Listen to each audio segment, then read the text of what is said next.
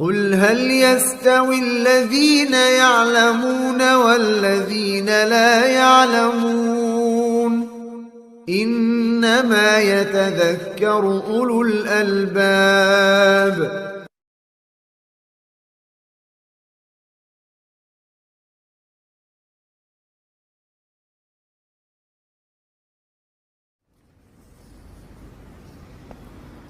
Apa hukum jual beli kucing? Karena anak pernah dengar ada yang makruh dan ada yang haram. Betul. Hukumnya antara makruh dengan haram.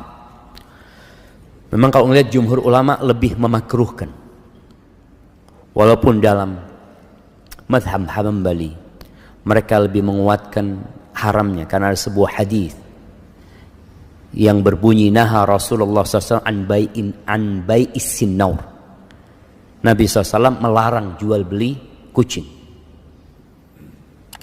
Maka usahakanlah harta kita digunakan untuk yang lebih bermanfaat. Walaupun tadi ada yang berpendapat makruh. Kalau mungkin di Indonesia madhabnya Syafi'i, mereka akan menganggap larangan itu bentuknya larangan tanzih. Ya, seorang muslim lebih baik menghindarinya.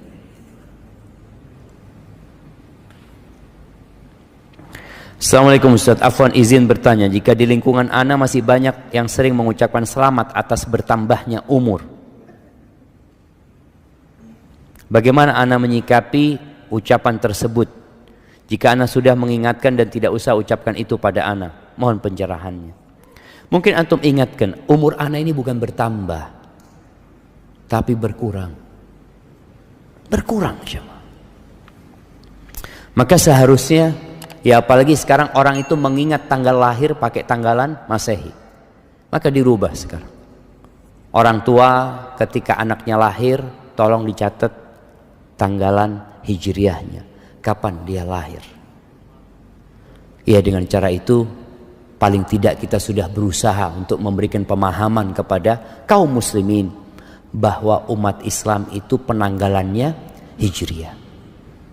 Kalau kita sudah ingatkan kepada saudara kita, ya sudah, kita kadangkala yang mengucapkan selamat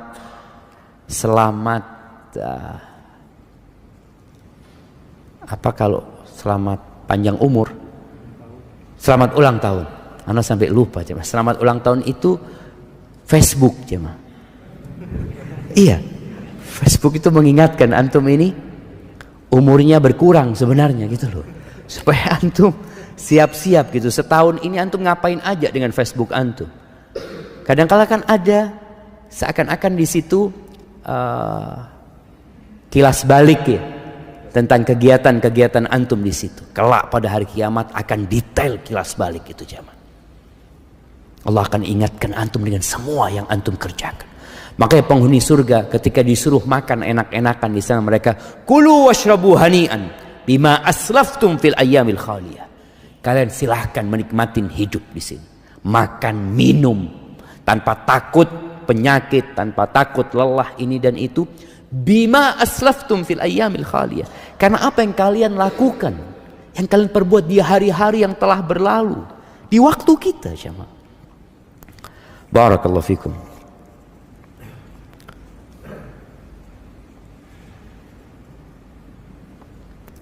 Ustaz mau bertanya, bagaimana dengan fenomena orang yang mempunyai boneka bernyawa?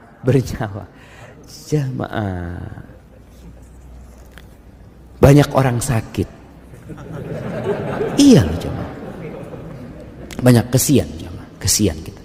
Artinya kalau kita melihat fenomena seperti ini menunjukkan banyak orang-orang yang lalai, yang lupa dengan tujuan mereka diciptakan.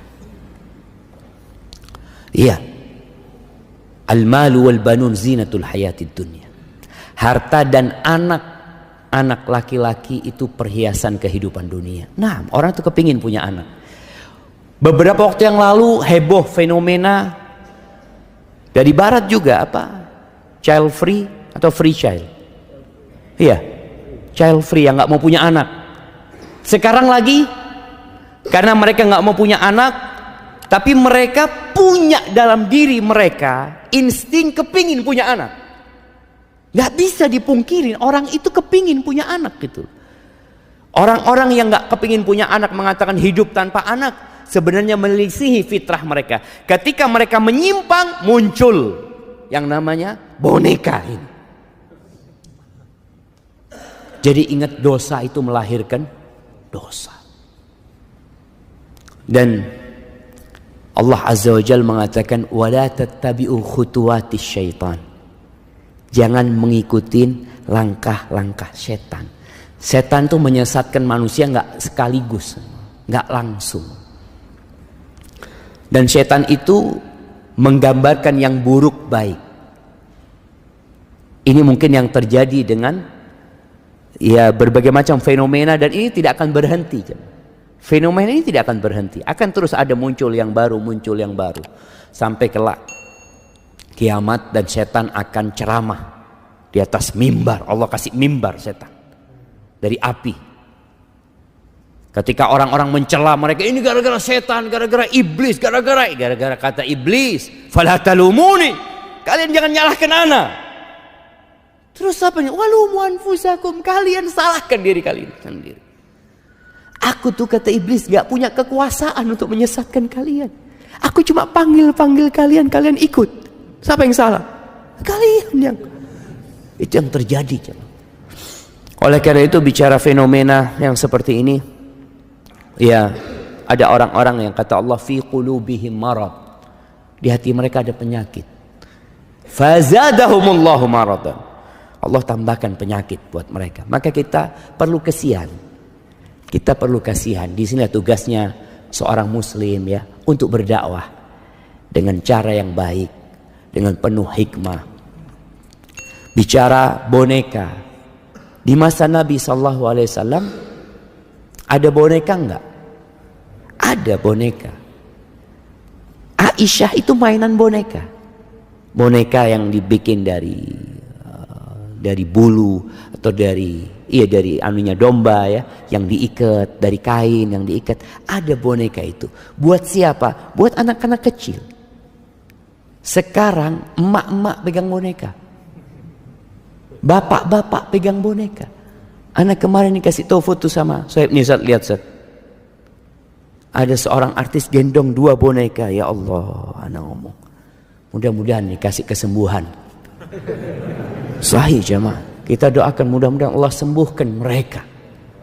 Mereka sedang sakit jemaah. Orang yang waras, dia kepingin punya anak. Kemarin kita ketemu fenomena nggak kepingin punya anak, berarti ada masalah sama orang ini. Kemudian tahu-tahu dia mau punya anak dengan boneka tersebut. Apalagi ternyata ada keyakinan lagi dengan boneka tersebut jemaah. Ahibati fillah. Cuma masalahnya, orang yang lemah itu akan selalu meniru orang yang dianggapnya kuat. Boneka ini datang dari mana? Dari Madura? Dari Sulawesi? Bukan. Dari sono, dari luar sana. Dan Rasul SAW mengatakan, la tattabi'unna sanana man kana qablakum. Kalian benar-benar akan meniru gaya-gaya orang sebelum kalian.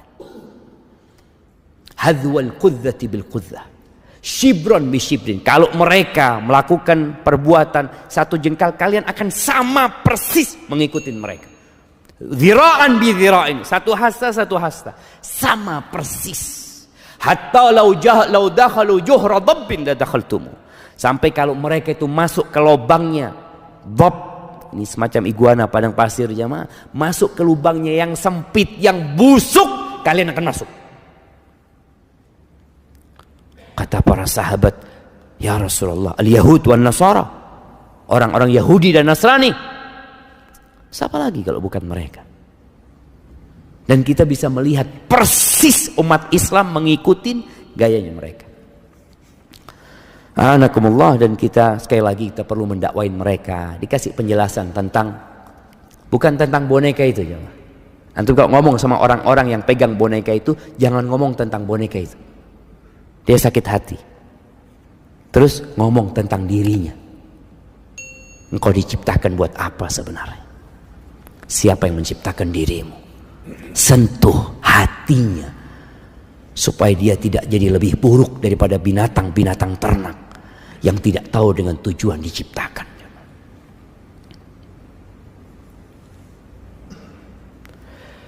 Apakah boleh kita berwasiat kepada keluarga dengan wasiat jika aku meninggal tiba-tiba tolong sebagian harta yang ada sedekahkan atas namaku. Entah itu mobil atau rumah, yang penting tidak semuanya. Boleh jemaah. Ini sedekahnya orang bakhil. Tapi boleh. Allah kasih hak. Nabi SAW pernah mengatakan, ketika ditanya sedekah yang paling mulia, beliau mengatakan anta sadaqah wa anta sahihun syahih takhshal faqra wa ta'mulul ghina. Sedekah yang paling mulia adalah sedekah ketika engkau sehat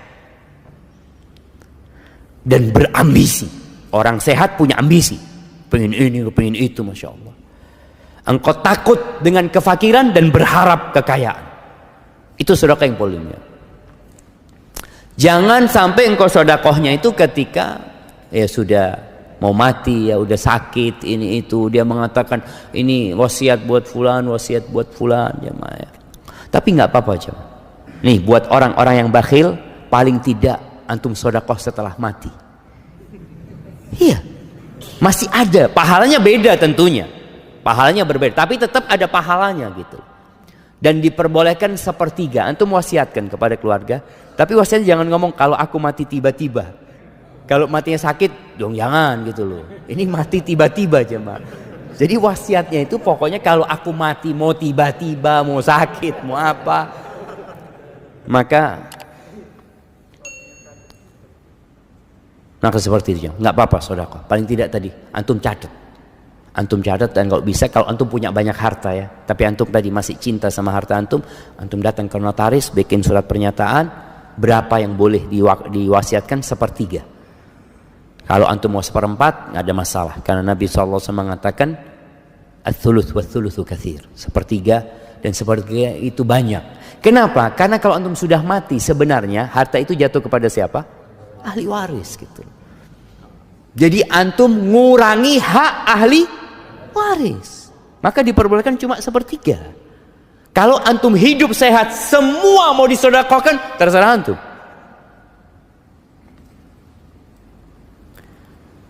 Bagaimana caranya? Kita punya anak yang sudah dewasa, bila disuruh sholat di masjid atau musola mereka berat sekali untuk sholat berjamaah.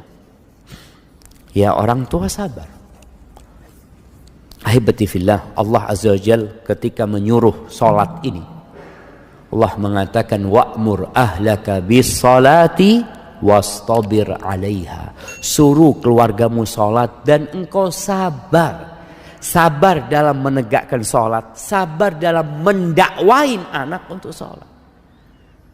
Boleh jadi kesalahan itu terjadi sama orang tua.